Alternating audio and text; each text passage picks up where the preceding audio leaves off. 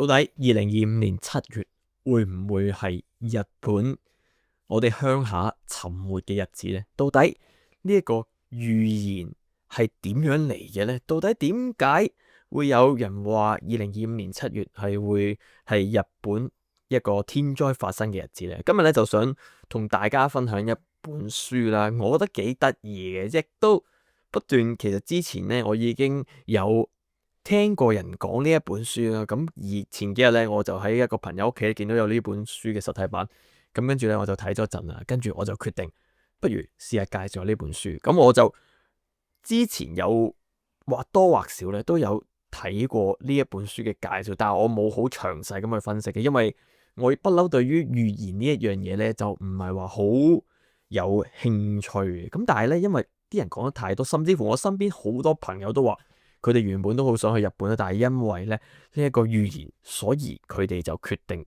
推遲呢一個計劃。今日想同大家介紹一本書，就係同呢一個預言有關，叫做《我所看見的未來》。咁你話佢係一本書又得，或佢係一本漫畫都得，因為裡面呢有講關於呢一個作者對於佢嘅預言所作出嘅一啲嘅解釋啦，同埋亦都有收錄呢一個作者咧所分享、所寫嘅一啲嘅漫畫嘅。咁今日我就想同大家介紹我所看見的未來完全版呢一本書啦。咁啊，同大家去講下我睇完之後所得到嘅一啲嘅體會啦，或者嘅一啲嘅經驗啦。咁開始之前先有少少廣告。如果大家咧想逢星期一至五都聽好書、讀好書，透過閱讀為你嘅生活帶嚟正向嘅轉變嘅話咧，你可以訂閱 Sparkplus SPARKPLUS 啦。另外你亦都可以咧透過 YouTube 去訂閱啦。其實咧 YouTube、Patreon 啦同埋 Sparkplus 咧三者都係一樣嘅，所以你揀翻你自己中意嘅一個媒介去訂閱就 OK 噶啦，唔使重複訂閱嘅。當然啦，你支持嘅話可以訂閱晒啦。但係如果你覺得喂，我想星期一至五都聽下好書，聽下 Isaac 分享唔同嘅好書嘅話咧，你就可以揀一個你中意嘅 channel 咧去訂閱啦。咁啊，希望大家可以多多支持，幫到我可以為你創造更多好嘅內容。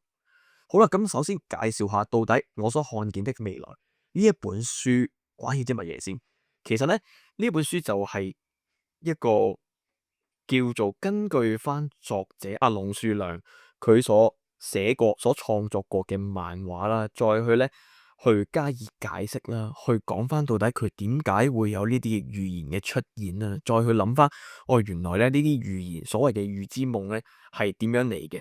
咁透過呢一本書咧，大家可以了解翻佢咁多年嚟，即係其實佢活躍嘅時間係90年代啦。咁佢所創作嘅漫畫到底有啲乜嘢嘅內容啦，同埋咧嗰個封面咧點解係會有預言嘅成分？咁首先講下佢到底嗰啲預言係點嚟先。其實佢嘅預言咧係嚟自夢境嘅，亦都係佢所講嘅預知夢啦。呢本書入邊有收錄咗兩篇嘅漫畫，都係由龍樹良所畫嘅。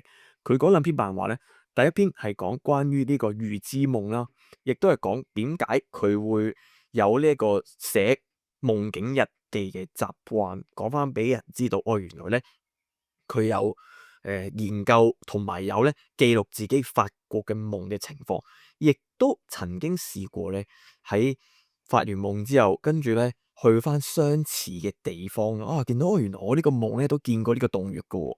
咁喺現實嘅時候見到，跟住翻屋企咧，好快就聽到新聞話啊，嗰個洞穴入邊咧發現咗條屍體。咁令到佢知道，哦，原來咧我會有時候發過嘅夢咧，可能喺現實度就會發生翻啦。咁呢個係第一個佢喺漫畫入邊所創作嘅內容啦，就係關於佢嘅預知夢啦。而第二個就係最經典，亦都係最大家最多人講嘅，我所看見的未來嗰本嘅漫畫，嗰一集嘅漫畫唔係叫一本啊，嗰一集嘅漫畫啦。咁我所看見的未來嗰個漫畫咧，源自於1981年佢所發嘅一個夢啦。咁佢喺夢入邊咧就見到有海嘯啦。咁稍後咧，我會講更多關於呢一個誒，關於呢個預知夢啦。咁呢個就係成本書嘅脈絡啦。咁就再有埋呢一個作者去解釋翻，點解我會有呢個封面啦？點解我會咁樣畫啦？咁其實一切都係源自於佢嘅預知夢。而喺呢一本書嘅後面咧，亦都有收錄佢所畫嘅一啲漫畫故事。咁佢嘅漫畫故事咧，就同嗰啲預知夢無關嘅，純粹係佢嘅創作嚟嘅啫。最經典佢嘅預知能力展示到俾大家睇，就係佢其中一個漫畫故事，就係頭先我所講嘅我所看見的未來啦。喺封面入邊，佢有寫到明2011年3月大災害呢一個叫做標題喺入邊，就係個漫畫封面咧，揞住隻眼嗰個。咁喺嗰個封面入邊有呢一樣嘢。咁所以其實你會喺睇呢本書嘅時候，發現到佢後面畫嘅漫畫咧，都係同佢預知夢無關，純粹係佢嘅創作嚟嘅啫。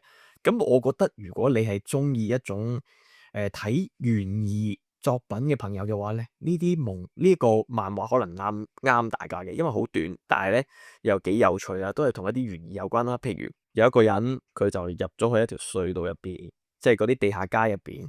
咁地下街入邊咧，跟住佢突然間入咗間鋪。咁入咗間鋪入邊咧，啲人所着嘅裝束都好奇怪啦，好古老嘅。跟住佢嗰個主角就要點解有個咁耐歷史嘅裝束嘅？咁啲人見到佢之後都覺得好奇怪嘅。入邊鋪頭個伯伯就同佢講你如果可以走嘅話咧，就快啲走啦咁樣。咁跟住嗰個女仔就話覺得點解咁奇怪，無啦啦叫我走嘅？跟住好多人都話你可唔可以帶埋我一齊走啊？即係入邊仲有其他顧客噶嘛。個女仔覺得好奇怪，於是乎就走啦。咁其中一個男仔就話我都要走，跟住就諗住跟住嗰個女仔一齊走。佢哋兩個就一齊出去間鋪頭度，但係嗰個男仔咧就突然間灰飛煙滅咗。最後咧，個女仔發現原來佢啱啱入嗰間鋪咧，當年因為地震嘅關係，所以所有鋪都被淹沒。咁而佢所入間鋪咧，其實就係地下街入邊其中當年嘅一間鋪頭。而佢見到嘅人咧，就係當年喺呢個災難入邊走唔甩嘅人。咁呢個就係其中一個我幾有印象嘅故事啦。咁如果大家中意睇呢啲懸疑作品嘅話，咁呢一個漫畫其實都 OK 嘅，即係短短地，跟住又有啲懸疑嘅味道啦。咁另外就係有一個女仔主角就搭地鐵，就嗰個地鐵咧不斷咁繼續開，永遠都唔停。咁跟住佢就困咗喺個地鐵入邊啦。咁亦都有啲人係有夜晚黑揸車，跟住揸揸下咧行咗去另一條路，跟住咧入去嘅時候咧就入到嘅，但係突然間咧嗰條路消失咗，跟住咧回程嘅時候咧又揾唔翻回程嘅路。咁跟住其中一個喺架車入邊嘅乘客就話咧，我咧喺入嚟嘅時候見到咧有個黑影係一個女人嘅身影啦，跟住望住我哋咁樣。即係呢啲懸疑嘅故事，我覺得如果大家中意睇都幾有趣嘅。好啦，咁講翻呢一個最大家所提及得多嘅就係我所講看見的未來嘅一個啲嘅預言啊。作者咧其實佢唔係即係阿龍雪良咧，佢唔係第一次預言呢一樣嘢，佢最經典亦都係預言過喺呢個2011年咧係發生呢個海嘯啦。咁當年就真係發生咗海嘯啦。咁佢亦都有預言過戴安娜王妃嘅死啦，亦都有預言過皇后樂隊嗰個主音亦都會死啦。咁呢啲都係佢預言過嘅一啲嘢。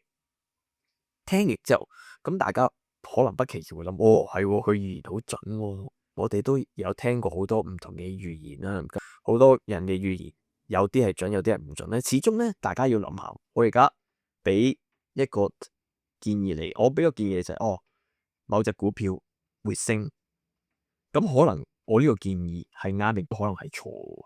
咁但係我一年建議10隻股票，咁可能點都有3-4隻係會升噶嘛。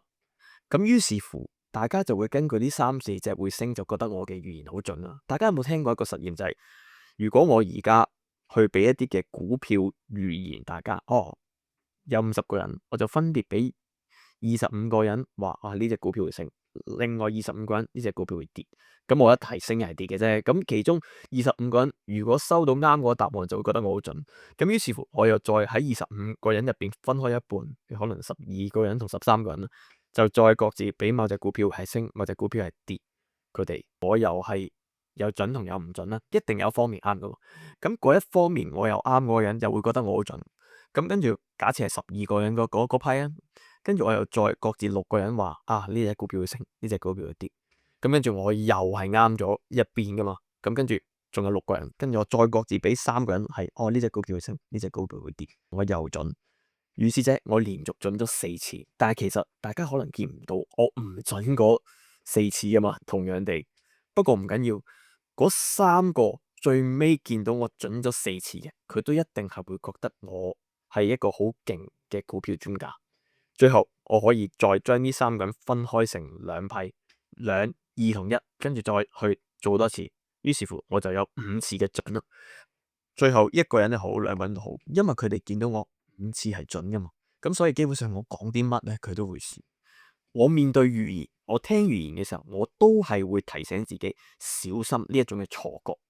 其實一種預言啱同錯與否，我哋都係繼續活下去噶嘛。我控制唔到底會有啲乜嘢事會發生啦，或者我控制唔到嗰件會發生嘅事，對我嚟講力量太細。咁但係我可以控制到嘅我心情啦。咁聽到呢啲預言嘅時候，如果大家覺得驚嘅話，都無可厚非。但係我覺得最緊要嘅都係活在當下啦。咁呢個就係我對於預言一啲嘅諗法。我唔會話佢哋係騙子或者神棍啦，我純粹會用一個客觀嘅角度去面對。好啦，咁講翻作者咧，咁佢就畫咗幾樣嘢，佢就畫咗咧叫做紅色大地，有2個地方會出現一個巨大嘅龜裂，咁空中有一個人係一個女性嚟嘅，就會同佢講話5年之後，而家仲未得，過咗5年我會嚟接你。咁呢個就係佢嗰個阿龍樹良佢發嗰個夢入邊見到嘅嘢啦。咁跟住咧，再係1995年嘅11月26號咧，佢就見到有一啲黑色嘅喪服。咁同埋咧，佢見到呢一個日子係可能係一個喪禮嘅日子咧。咁啊，全部人着住黑色嘅喪服咧，好準確地，佢見到7月15日呢一個日子。咁喺漫畫入邊嘅描繪嚟講咧，亦都係我所看見的未來所講嘅一個預言。呢個預言發生之後咧，作者就認為佢所做嘅任務已經完成啦。咁當然，龍樹良佢唔係一個預言家，佢係一個漫畫家嚟嘛。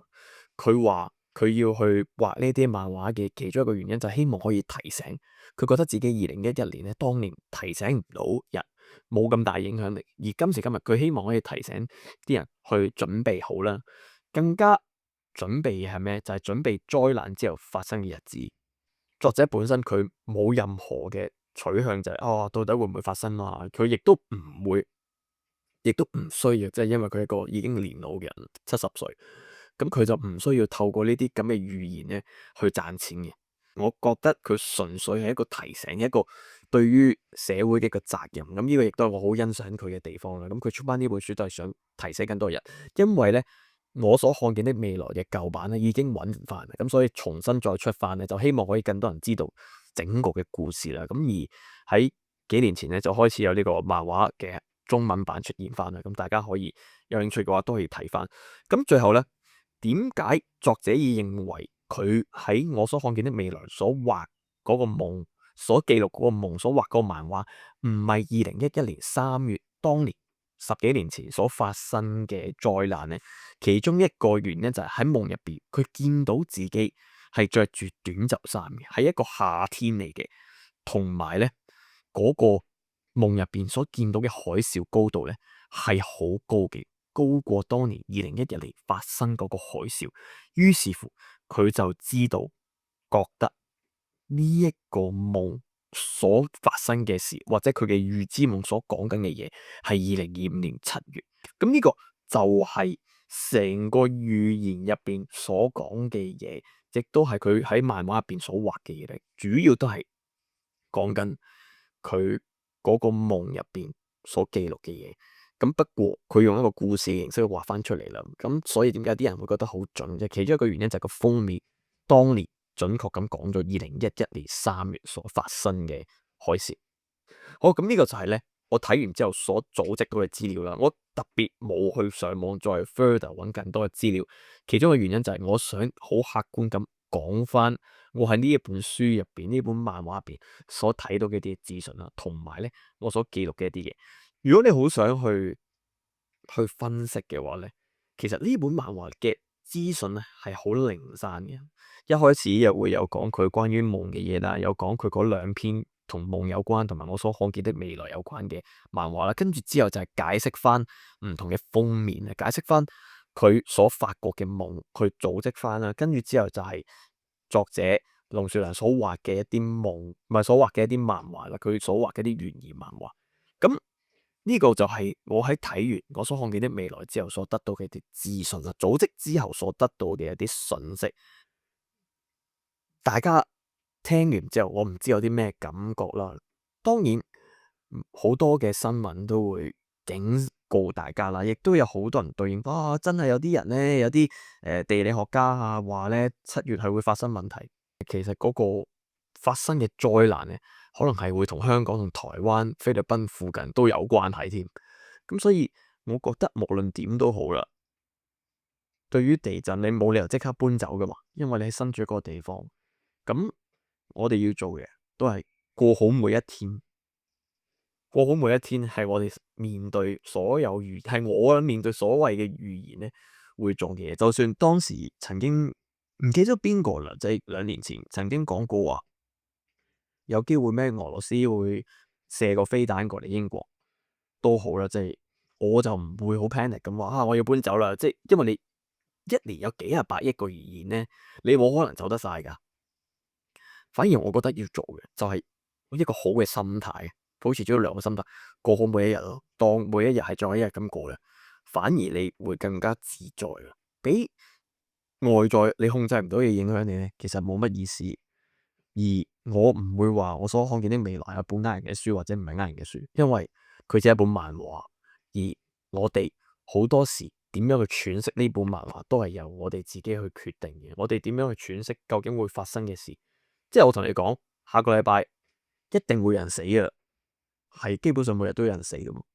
咁未知嗰人係咪你啊嘛？咁既然係咁嘅時候，你驚害怕死亡呢，唔係你應該要做嘅嘢，反而你過咁嘅嘢先係你要做嘢。同埋龍叔都有講過，佢話佢希望呢可以俾到一種力量，人係面對災難之後嘅力量，就係點樣去過好每一日，同埋點樣去重建翻所有嘢。即係我覺得呢本書呢係俾咗呢一啲建議大家。作者係一部警醒啦，希望警惕所有人將來會發生嘅嘢，準備大家。而更加想嘅做到嘅嘢係，希望喺災難真係發生嘅話，之後可以點樣去面對。咁嘅就係我睇完呢本書之後，我第一身所得到嘅感覺。如果大家有興趣嘅話咧，可以去睇下我所看見的未來呢一本完全版喺大塊文化嘅一個出版啦，跟住然之後大家可以睇下入邊嘅內容，我覺得都幾有趣嘅。當係睇下到底日嗰個媒體咁推崇嘅一本漫畫，講到好預言好準確啊，叫到咁多人7月唔好去日本嘅一本漫畫，到底關於啲乜嘢？我覺得有時候我哋自己親自睇過咧，比起聽一啲媒體講或者俾佢哋影響到咧，係更加重要。好啦，今日先到咁晒。如果大家覺得今日嘅內容唔錯嘅話咧，希望你哋支持 Sparkside，希望你可以支持咧 Spark Plus。或者希望你可以分享呢一集嘅內容俾你嘅朋友。拜拜。